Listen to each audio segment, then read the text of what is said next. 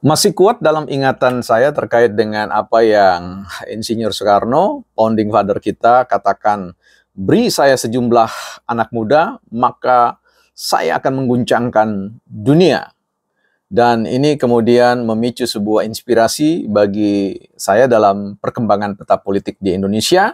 Muncul suatu istilah, atau saya istilahkan saja, beri saya profesor-profesor tua, maka saya akan menggoncangkan sosial media. Kita akan percakapkan di Bukan Partai Politik. Selamat datang teman-teman, sahabat-sahabat Bukan Partai Politik yang hadir di ruang bukan sekolah partai tetapi sekolah publik. Tempat di mana kita saling menajamkan, saling mengasah, ya, bukan mengasah golok, ya, sebagaimana diserukan oleh beberapa oknum, ya, beberapa insan di Indonesia yang berkedok keagamaan, ya, tetapi bagaimana mengasah otak kita, ya, pikiran kita untuk saling menajamkan dan membangun sebuah peradaban yang modern, peradaban yang berujung pada welfare state, ya, negara kesejahteraan, tentu bagi keadilan seluruh rakyat Indonesia. Nah, saya berikan catatan juga teman-teman, jangan lupa kunjungi website kita bukanpartaipolitik.com, tempat di mana jika teman-teman bersedia untuk membagikan pikiran-pikirannya, di sana ada ruang yang sudah disediakan. Silakan kunjungi menu about, ya. Di situ teman-teman akan dapatkan email tempat di mana teman-teman akan kirim. Baik, kita kembali kepada persoalan Insinyur Soekarno, founding father kita, beri sekelompok anak muda, maka kita akan goncangkan, atau saya goncangkan dunia, ya. Dan ternyata di era sosial media sekarang, mungkin kita perlu sedikit mengotak-atik, memformulasikan atau reformulasi dari pernyataan yang sejenis seperti ini, untuk mengatakan beri saya, ya, beberapa profesor tua, ya, saya quote, maka saya akan mengguncangkan sosial media, ya. Jadi sebelum kita bahas itu teman-teman, saya mau baca sebuah buku, ya, menarik yang berjudul Lead, ya, Tony Reinke, ya. Ini, bertekadlah untuk mengisi diri Anda dengan tekun membaca buku-buku, maka hidup Anda akan mendapat penerangan, ya. Bertekadlah untuk mengisi diri Anda dengan tekun membaca buku-buku, maka hidup Anda akan mendapat penerangan. Itulah janji yang cukup terus terang. Namun jika kita jujur, mengandung peringatan juga, buku akan menyulitkan hidup Anda. Ya, artinya tidak semua buku akan mencerahkan kita, tetapi juga memberikan sebuah tantangan atau challenge, ya, kesulitan-kesulitan bagi kita dalam pengertian yang bervariasi, saya kira. Nah, menarik juga untuk mengupgrade juga pemikiran ini untuk mengatakan bahwa rajin-rajinlah menonton, ya, akun-akun di media sosial, ya, belajar dari para profesor-profesor atau intelektual-intelektual, ya, yang ramai hadir dan kemudian turut mendikte arah perjalanan diskursus kepublikan atau diskursus kebangsaan, diskursus kenegaraan, dan seterusnya, ya. Tetapi sekali lagi, tidak serta-merta bahwa itu menjanjikan sebuah pencerahan. Bisa jadi lebih menyulitkan kita, lebih menyulitkan perjalanan bangsa dan negara kita, yang tentu ada banyak pihak yang saling membonceng, karena politik selalu tidak memberikan tumpangan secara gratis kepada siapapun yang berpartisipasi. Kembali kepada persoalan beri dua atau lebih profesor-profesor tua, dan kita akan goncangkan sosial media, ya. Dan itu agak benar, ya, kelihatan di berbagai macam ruang media sosial. Kita mengalami apa yang disebut dengan depopulasi, ya. Para intelektual muda yang segar, ya.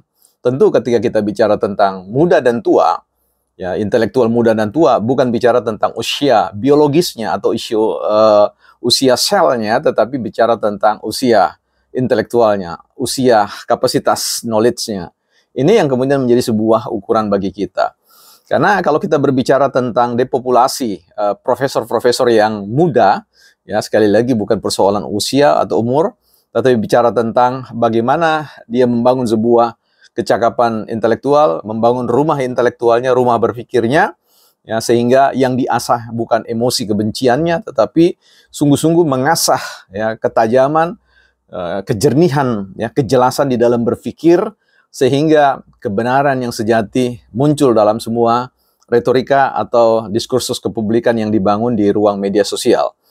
Tentu kita tidak abai, teman-teman, bahwa ruang publik kita ini ruang yang sangat besar, mengamplifier, ya, dampak yang luar biasa, membangun sebuah katakanlah mengkonstruksi, ya, baik sadar maupun tidak sadar dalam alam pikiran orang yang katakanlah belum siap untuk melihat bahwa kejujuran di ruang publik asimetris dengan kejujuran di ruang yang sifatnya behind layer, ya, seperti itu. Nah, ini yang menjadi sesuatu yang harus kemudian kita bangun, bagaimana menghadirkan profesor-profesor yang segar, profesor-profesor yang muda, yang mengguncangkan media sosial, ya. Bukan profesor-profesor yang tua, senkuot, ya, yang pemikirannya sudah lapuk, ya. Teman-teman bisa lihat ada postingan tentang filsafat lapuk Rocky Gerung yang saya coba antitesis terkait dengan cara berfilsafat beliau.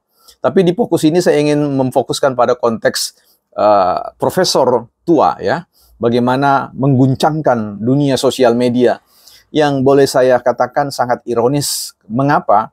Karena bagaimana seorang profesor kehilangan, ya, habit, kehilangan kultur budaya membangun opini yang tentu kita tahu dalam pengalaman riset by riset bukanlah sebuah proses yang gampang, ya. Pengalaman saya dididik baik di Gajah Mada maupun di Universitas Negeri di UNEM, ya, di beberapa perguruan-perguruan tinggi di Indonesia, maka kita melihat di situ bahwa sebuah perjalanan untuk menghadirkan sebuah riset question, ya, satu pertanyaan penting saja, pertanyaan penelitian itu memakan waktu yang berbulan-bulan dan bertahun-tahun. Ini bukan persoalan kepakaran seseorang, bahwa memang ada prinsip kehati-hatian dalam konteks membangun tesis, ya. Tetapi kita lihat belakangan ini para profesor-profesor intelektual tua, ya, begitu gampang atau menggampangkan, menyederhanakan proses untuk mengajukan sebuah pertanyaan, ya. Bahkan pengajuan data-data tidak dibasiskan pada sebuah pengalaman empiris